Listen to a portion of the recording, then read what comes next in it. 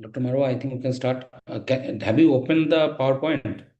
Okay. That that PowerPoint is not visible actually. Have you opened that? Yes, I am opening it. Is it not visible right now? No, not visible. The PowerPoint is not visible. Okay, let me share it again. Once again.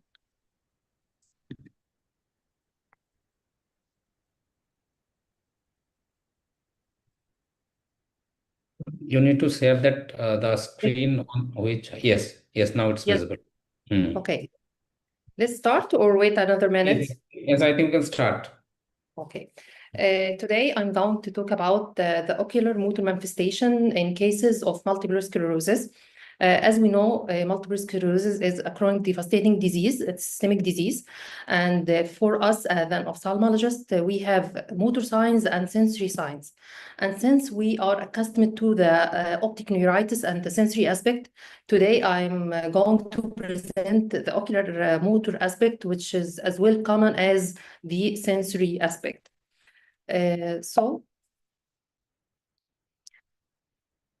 I will begin with the objectives of today's lecture is to understand the common ocular motor signs in cases of MS. And it is as important as this to review the relevant neuroanatomy and pathways, as this is the hallmark for whole understanding the ocular motor dysfunction. And we have to learn these pathways so as to be able to clinically localize the lesion and subsequently order the efficient MRI and explain where are we suspecting the lesion for the radiologist for better imaging and better ordering the MRI to be able to localize the lesion. Why it matter? Because up to 70% of MS patients have ocular motor involvement, and actually it may be the first presenting sign of MS. There are actually too many ocular motor abnormalities that MS patient may have, but today I chose the three top ocular motor manifestations that commonly occur. And the classic one is the first one, which is the internuclear ophthalmoplegia. We will begin with it. And as we know, ocular motor internuclear ophthalmoplegia has diagnostic criteria. And the three diagnostic criteria for INO is adduction deficit in the same side of lesion of MLF or medial longitudinal fasciculus, and dissociated abducting nystagmus in the contralateral eye. And despite the adduction is limited in one eye, but the convergence is not affected. We will explain this in details now. But at first, let's review an important neuroanatomical points. Let's start with the medial longitudinal fasciculus. It is a heavy myelinated tract. And from this, we know why MS targets this medial longitudinal fasciculus in the disease because of the high myelin content. So in case of MS, it is affected, and it contains inside it is double tract on both sides, extend from stretch from upper cervical spinal cord till the rostral midbrain or the upper border of the midbrain. And it contains with it many fibers which connect both sides of the body. It has nuclei of para-abducent nerve with vestibular nuclei, nerve fibers, and nuclei, vestibular nerve fibers of lateral meniscus and trapezoid body. So it is a highly important tract inside our brain. It coordinates eye movement with the body movement and with the head posture and vestibulo-ocular reflex. To understand the internuclear INO, we have to review the normal horizontal saccadic eye movement. Saccadic eye movement begins from the brain, from the frontal eye field, which send fibers which cross to the opposite side, reaching the paramontine reticular formation. From here, two fibers send to the sixth nerve nucleus to innervate the same side, lateral rectus, and meanwhile, a contralateral projection sent and ascend through the MLF to innervate the third nerve to go to the medial rectus. So medial rectus on this side and lateral rectus on the contralateral side initiate saccadic eye movement to this direction. So if there is an affection here in the medial longitudinal fasciculus at this point, the limitation of adduction will be on the same side of affection of MLF, leading to what's known as INO. But the problem is in cases of MS. It is usually limitation of adduction may be subtle, so that many cases of internuclear ophthalmoplegia may be overlooked, as over 80% of MS may not have the frank limitation of adduction rather than just restriction, or the velocity of adduction may be reduced. So sometimes the range of movement is not affected as the velocity of adduction. So you have to be careful during testing the ocular motility and to compare both sides of right or left gaze. And another point to consider, which is for the characteristic features of diagnosing of INO, is the adducting nystagmus in the contralateral eye. And the explanation of this adducting nystagmus is that when the adduction is limited in one eye, hearing loss is activated, leading to giving many impulse to overcome this restriction. And by this, the impulse also is shifted to the yoke muscle, which is the lateral rectus in the other eye. So that happen in the contralateral eye, the abducting or dissociated nystagmus. But you have to pay attention to one thing, that a study was made for people with MS. One group was having just limitation of adduction or just the velocity I have mentioned, and the other group have a frank restriction. That discovered that was no nystagmus in the first group in 8 patients out of 18, and the second group as well. There was 10 patients out of 16 which doesn't have abducting nystagmus. That means abducting nystagmus is a criteria that happens in INO, but if you didn't find it, you shouldn't completely exclude it, as many patients, especially with chronic patients, don't have the classic abducting nystagmus in the other eye. Let's now go to our cases to show the lesion on them. This is a female patient, aged 20 years old, come with limitation of adduction. Cover and cover show just right exophoria, but when she looked to the her right gaze, we can observe the limitation of adduction here in this eye. In slow motion now, the video will play. This is a frank limitation of adduction, but there is no just one or two pieces of abducting nystagmus. Abducting nystagmus was not so obvious. And we can see in the other eye as well, there is a limitation of adduction, but it is not so obvious. And there was no abducting nystagmus in the other eye. So this is a classic patient with bilateral INO with no abducting nystagmus evident, but it has a limitation of adduction of both eye more evident in the left eye. There is another patient with as well bilateral INO, but that patient had the abducting nystagmus is evident. Let's show it now. Here is the abducting nystagmus. This eye is evident on his left gaze more than the right gaze. Here is the dissociated nystagmus. The other eye didn't have, it is clear, but the limitation of adduction was in both eyes equally.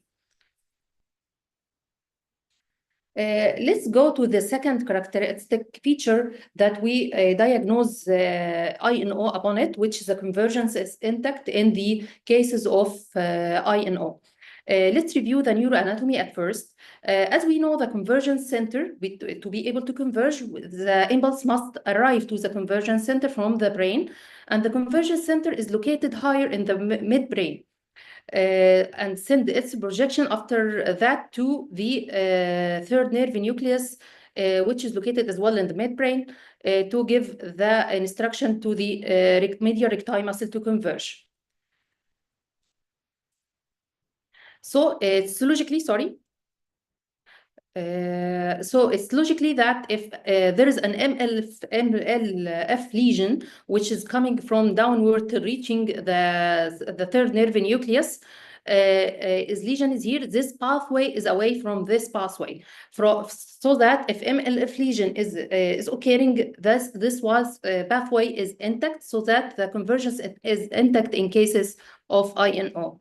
And here is the second patient I show you. We are here testing his convergence. Despite the limitation of adduction in both eyes, the medial rectus is converging perfectly here. So, its convergence is almost always intact in all cases of MS. Actually, there is an exception to this.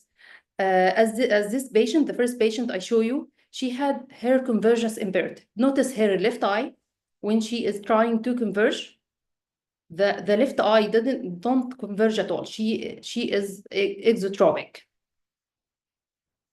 Let's show it in slow motion.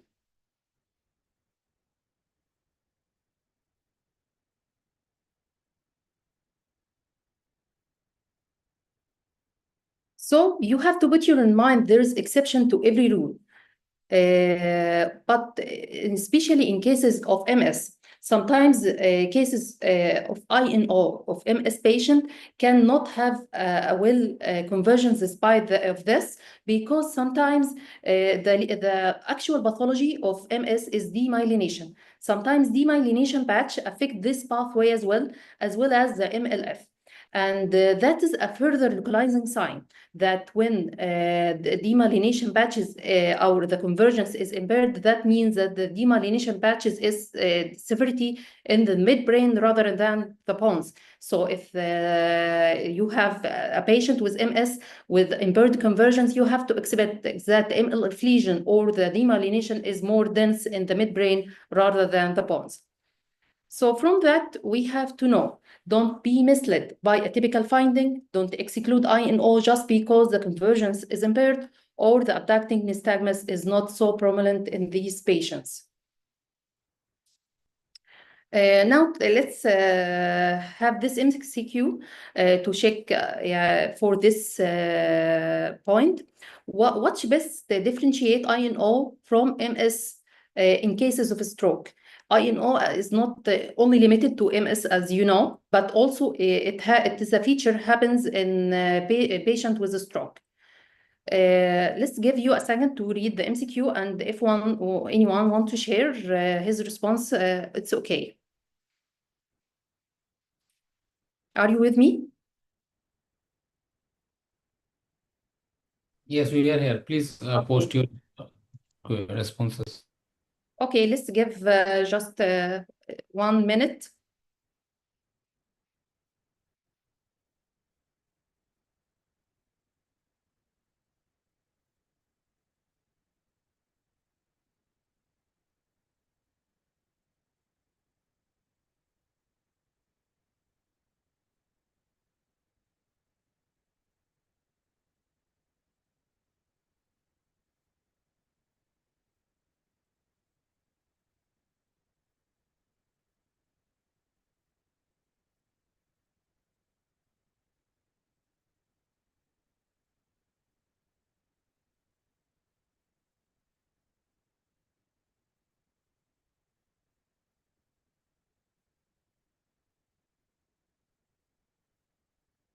Okay, I think You can proceed. okay. C, yes, there are multiple participants that answer C. And actually, yes, C, the correct answer, as MS mainly occur in younger patient, and when it occurs in this patient group, they have to affect both eyes. But in cases of cerebrovascular accident INO, let's review the anatomy. Here is the basilar artery, which is cross above the surface of the bones, and while it is crossing above the surface of the bones, it gives short parapontine vessels. And when one of these vessels, especially at the upper border of the pons, occluded in cases of stroke, it tends to affect or happen the INO without any other neurological signs or symptoms. So you have to suspect INO in older patient, and actually it is the most common cause of INO is a cerebrovascular accident rather than multiple sclerosis. Multiple sclerosis, it is the most common and tend to affect people under the 45 years old, and it commonly bilateral, unlike the cerebrovascular, which is actually unilateral. By now, I will begin the second ocular motor abnormality, which we can find in this. Actually, it is very common in patients with MS, which is the nystagmus.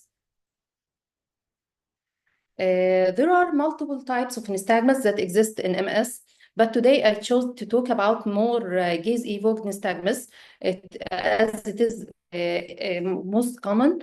And triggered, what is the gaze-evoked nystagmus?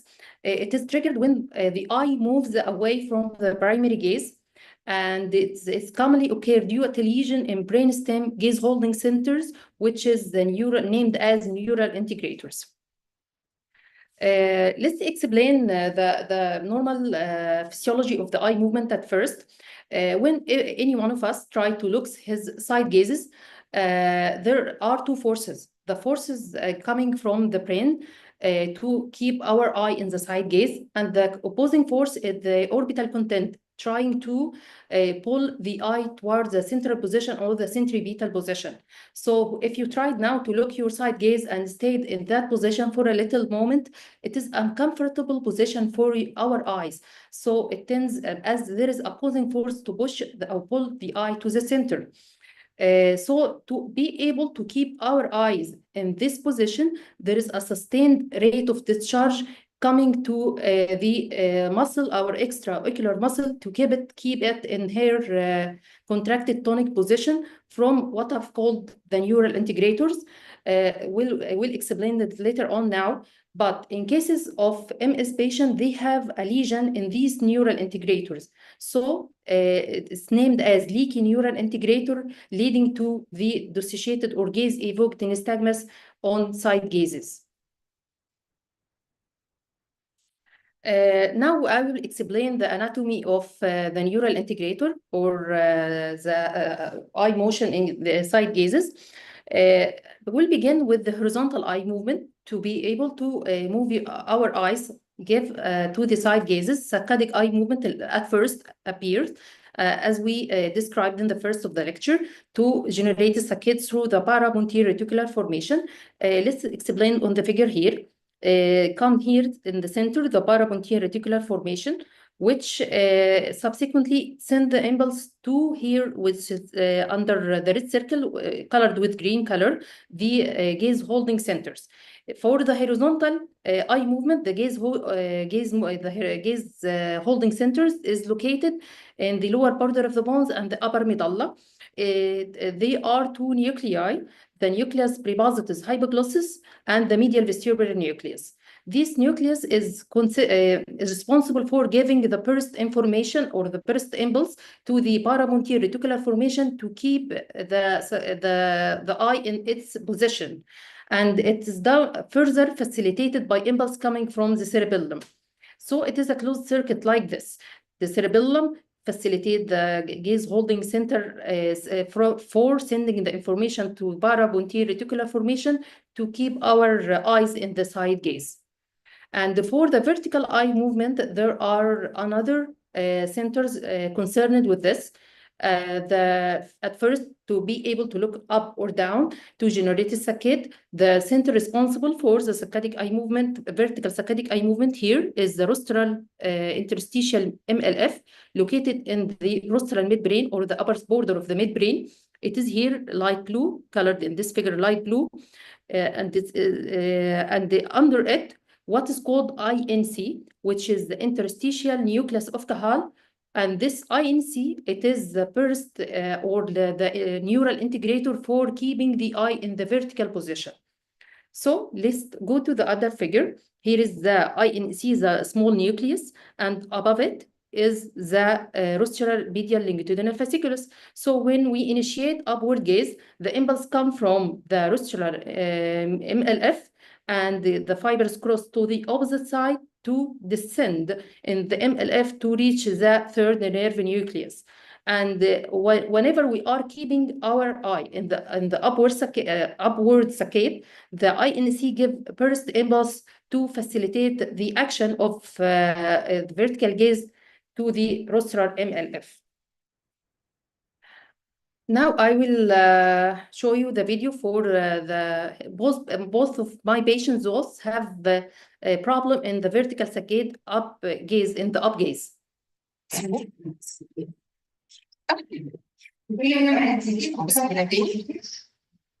Look to the her left eye. You will see when she's look upward, her eye began to show the dissociated movement. Let's repeat it again. Okay, from this part. Here is the dissociated eye movement when she looks upward. It is more clear in the second video. Here is the second.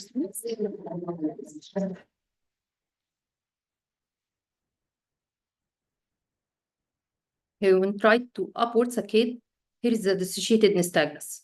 It's clear in both eyes. And we can observe here that the nystagmus appears when the patient directly looks in the intended side of gaze. Because this is a feature you have to be able to recognize to differentiate from something else, which is the physiological end gaze nystagmus. There is physiological end gaze and pathological one. The pathological one we spoke about, it is in cases of MS. But the physiological, it occurs in almost everybody when he tends to look the side gazes for a long period of time, because as I mentioned, it is an uncomfortable position for our eyes. But it tends to occur when you look to your extreme side of gaze, and it brief, it occurs for a few seconds, and it almost symmetrical on all sides of gazes, and induced by fatigue, because it doesn't appear directly like those patients when they try to initiate the vertical saccade, it appears directly. And it usually not associated with any other symptoms like the pathological one. I tried to capture this video for a patient which have a normal physiological end gaze nystagmus. When he looks to his side gaze, now he is completely free. After a few seconds, you will see this dissociated movement. And when he tried to look to the center, it disappeared. And when he look again to the side gaze, you will notice the dissociated eye movement. And this nystagmus is induced by fatigue. You have to wait a period before it appears, unlike that one of MS. And it wasn't associated with any other ocular motility deficit. So just a point to keep in mind, as if you encountered patient like this, you have to know that is a physiological end gaze nystagmus, not a pathological one. Now I have finished the second feature. Now I will begin in the third feature, which is a little bit confusing, which is skew deviation. At first, if there is something unclear in the previous slides, anyone want to ask about?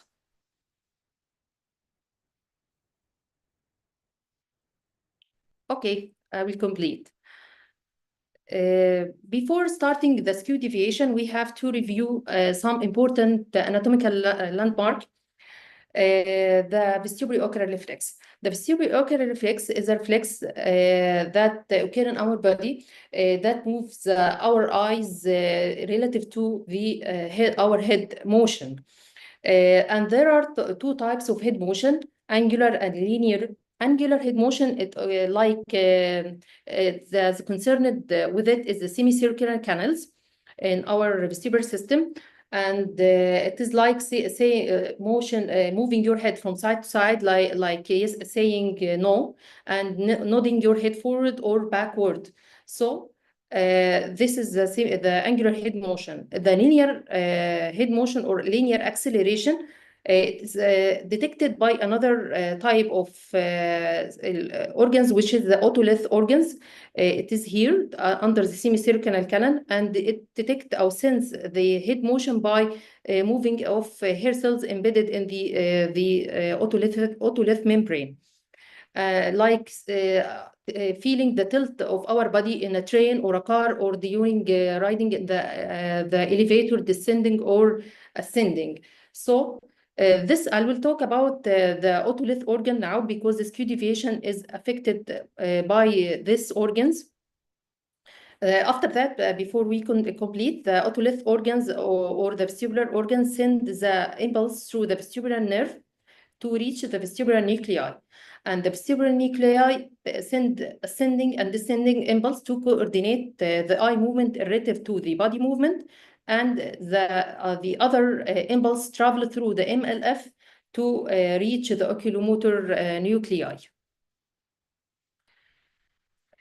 Normally, when we tilt our head to the left, the utricle and saccule, which is the otolith organ, is stimulated to send via the eighth nerve impulse to reach the vestibular nuclei. And the vestibular nuclei send the impulse, which is crossed to the opposite side to give impulse to the third nerve to do the following.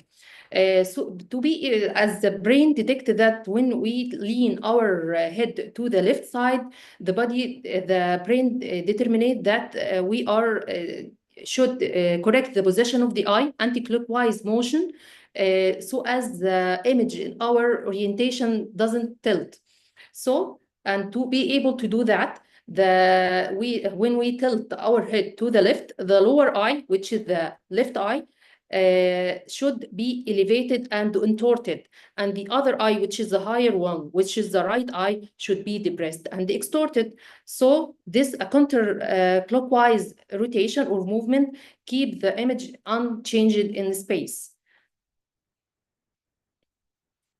So in case of a lesion, the opposite effect occur and is named as ocular tilt reaction. Ocular tilt reaction had three components: skew deviation, which can occur without the other two components, and head tilt and ocular rotation. Head tilt toward the hypotropic eye, and the ocular torsion, both eye rotate toward the head tilt. I will explain the skew deviation, as the skew deviation is named according to the hypertropic eye, or as it left or right. As I explained, when we tilt our head, the normal ocular vestibular ocular reflex. Now, if there is a lesion in our MLF or in the patient MLF on his left side, what will happen? The impulse coming from this side will be interrupted. So our brain will interpret that as the impulse, normal impulse coming from the other MLF as the pathological one, as to be able to stay still in the space. Both impulse from both sides equalize on both sides to keep our stand still. But if one impulse isn't interrupted, the other one, normal one, will be interpreted by our brain as our body is tilting to the left. So what will happen? The opposite effect I have mentioned will occur. The right eye will activate it and extort and happen in the right eye extortion and depression, and the other eye will be intorted and elevated, so that the patient will without moving his head will feel that the image in front of him is tilted. Let's show a video. This is not my patient. This is from Dr. Daniel Gold on the internet. That patient has a skew deviation in her right eye.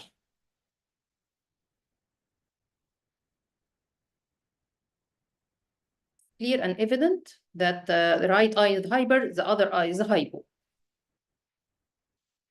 Okay, let's see this patient case example to check our understanding. 40-years old woman present with acute vertical diplopia and imbalance. Examination revealed left hypertropia and impaired adduction of the left eye on right gaze. Which is the following is the most likely site of lesion? Right LMF, left MLF, right vestibular nucleus, or left vestibular nucleus? Let's give 1 minute to check your understanding.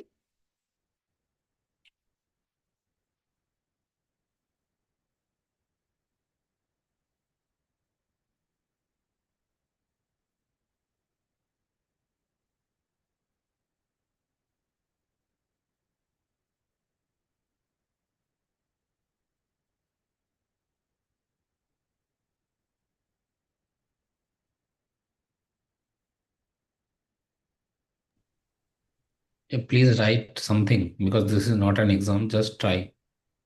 What? No, no, I'm just telling the candidates they can please try to answer the question. Okay.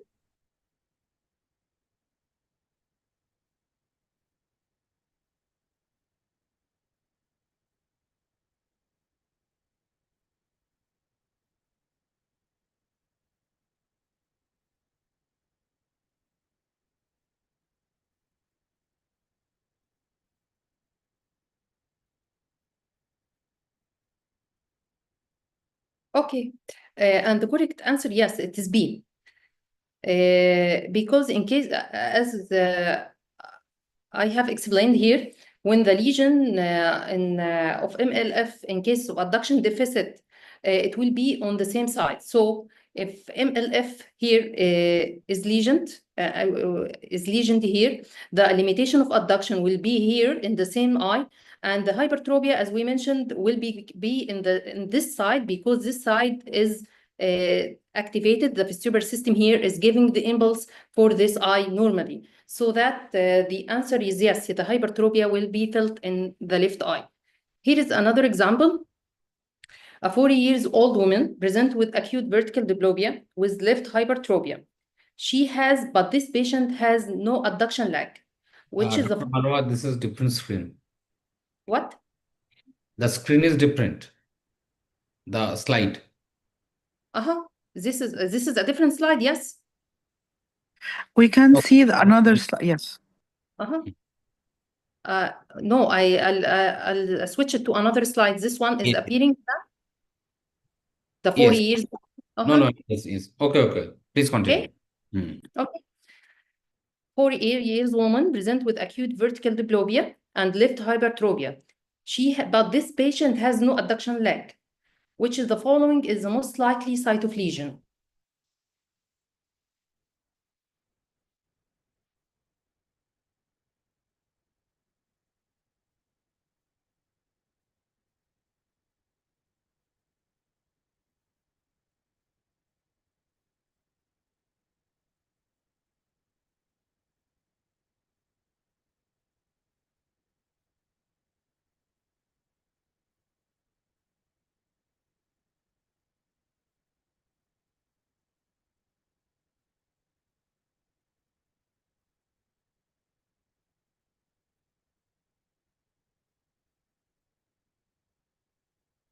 Okay, let's check the answer.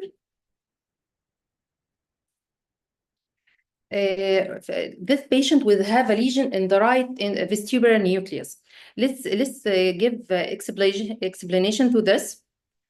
The patient don't have like the other one, a lesion in here in MLF on the left side, because the adduction was not limited. The adduction was complete in this eye. So I have to shift my thinking toward another position to the lesion. This patient has a hypertropia in that. So the vestibular system on which side will be affected?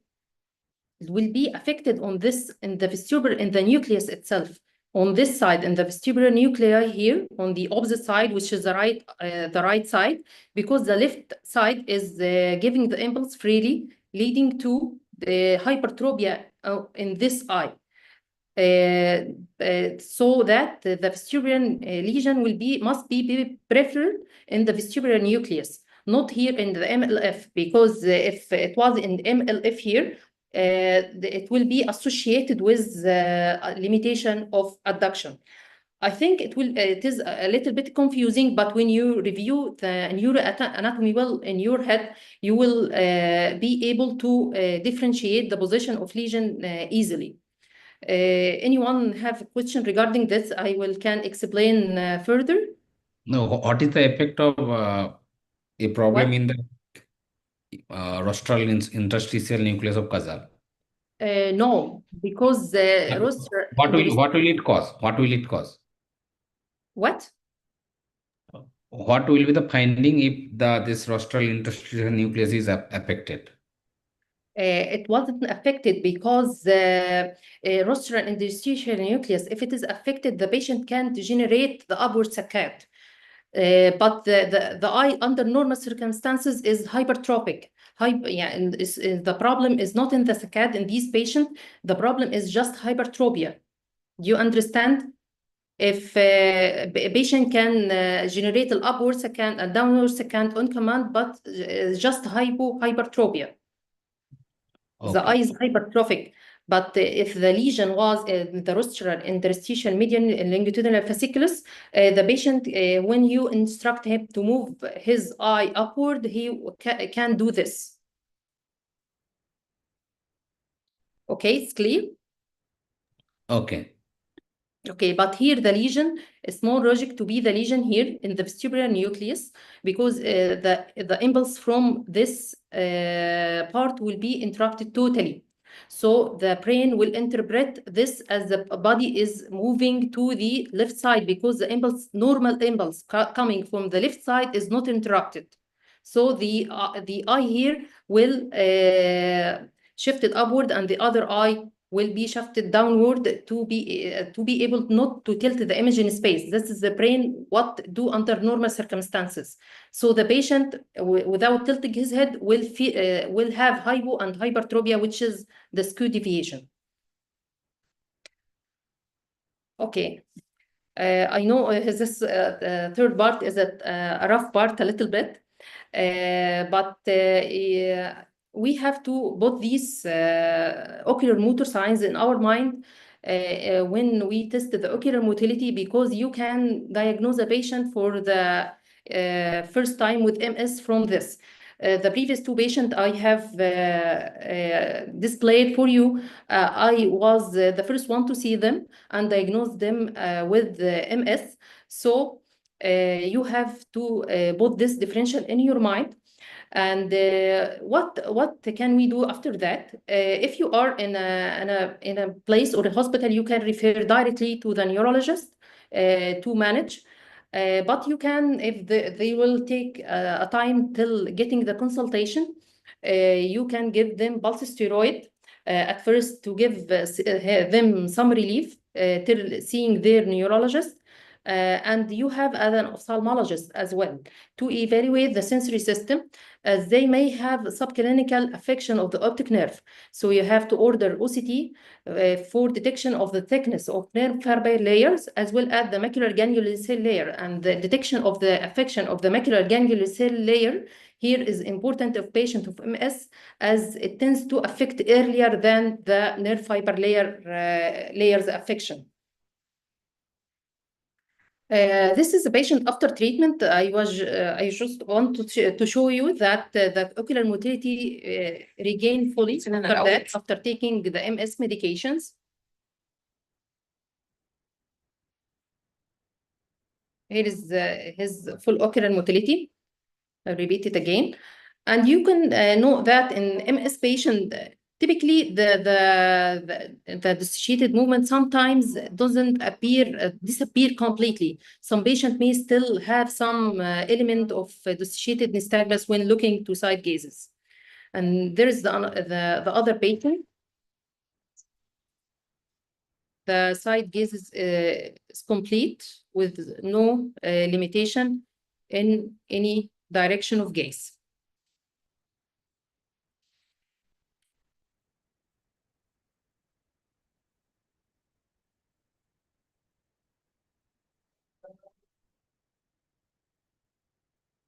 I'd like to thank you. I have finished my lecture. And now if anyone has any question or want to review some slides, I'm happy to share it with you.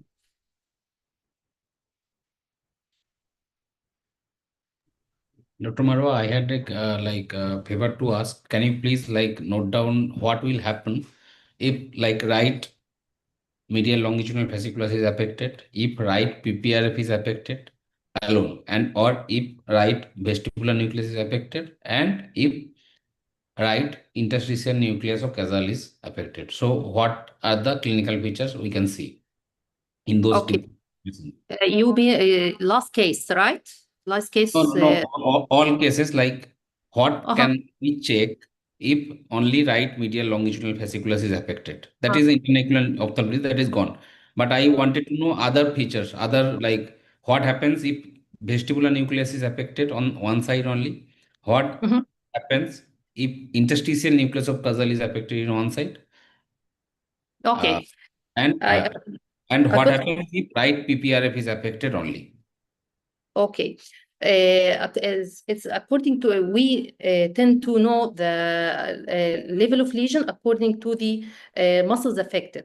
If I am in a typical INO case, the medial longitudinal fasciculus is affected alone in the site of affection of limitation of adduction. I will explain on the diagram. In the first diagram I show you here. This is the normal saccadic eye movement. So let's say if this MLF here in the right eye is affected, the limitation of adduction will be on the same side. Why? Because the medial rectus, the MLF give impulse to the medial rectus here. The other pathway is completely clear. No affection here or here on any other nuclei. So the other eye movement will be clear. But if there was affection here, for example, in this location to the MLF and the sixth nerve nucleus, which is 1.5 syndrome, the adduction limitation will be affected, and the sixth nerve nucleus on this side will be affected. See, the only intact movement will be the lateral rectus on the other side. Okay, the limitation of adduction on this eye, as well the limitation of abduction on this eye, because sixth nerve nucleus is here affected. So the only one intact here is the sixth nerve nucleus. So the abduction on this side will be intact, which is the 1.5 syndrome. Okay, what if the MLF is affected on this side and there was no hypo or hypertropia? It's okay. The lesion just affect the fibers which is inside the MLF, which is carrying signal to the third nerve nucleus. Here, not to the vestibular nuclei. But if the affection come with hypertropia, together with affection of the limitation of adduction, it can occur. So the limitation of adduction concurrent with hypertropia, we know from that also the level of impaction here, if MLF here, affect both fibers of the vestibular nuclei and the fibers of carrying impulse to the third nerve nucleus. It can occur in combination, or it can occur separately. You know, as the patient I have displayed had the limitation of adduction, they didn't have skew deviation. They didn't have a vertical issues in their movement, just other than the nystagmus, which had another etiology related to the leaky neural integrators. But it doesn't sound if they have a vertical deviation, which is skew deviation, and don't have MLF affection here, because the ML affection tends to affect as well the third nerve nucleus. So you have to shift your thinking toward another location, which will be the vestibular nuclei or vestibular nucleus affection for the hypertropia. It's different. It's not a condition that every case have the same presentation. Every case have different presentation according to the density of demyelination and according to the level of lesion. Did you get it, or there are something unclear? Okay. Yes, I think we'll have to read more on this. So, can any candidate please read on this and post schematic or something on the group so that we all can benefit from that? Like uh, Dr. Heba has, I think she has gone. Any candidate, can you please give some time to like the what are the to put the findings on the group? Like what are the results of damage to MLF, PPRF, vestibular Okay. nucleus. And yeah, basically I'll request one of our candidates to do this so that we can all read and then try to understand this. Basically, I'm not able to understand, to be frank. So I'll have to read again. Okay. It's okay. We can make another lecture with further details. I just Yes, want to yes. cover the topic related to multiple sclerosis and the features we can encounter regarding this disease. But we can dive deep in the brain lesions. But it will be hard to give it in a one lecture because I know it's very hard topic. Yes, yes, yes. We would be like happy to get another lecture. I think we'll arrange that. I'll contact you, and any Okay. day you wish, we'll do that class. It will be a pleasure for me to be with you another time. Yes, yes. Because this this actually I also could not, frankly speaking, I could not understand specifically the like vertical hypertrophy, hypertrophy. I think we need to look into, like, read more into that.